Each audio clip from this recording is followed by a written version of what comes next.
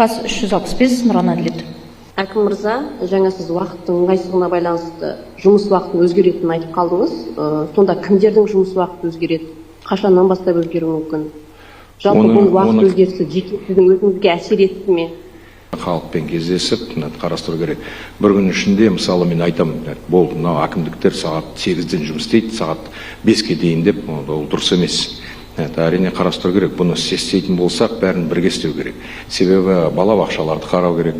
Әкімдіктерде де, және деймде биліктің мемлекеттік органдарда, заводтарда, шағын кәсіпорындарда жұмыс істейтін кісілердің балалары бар. Оларды мектептен алу керек.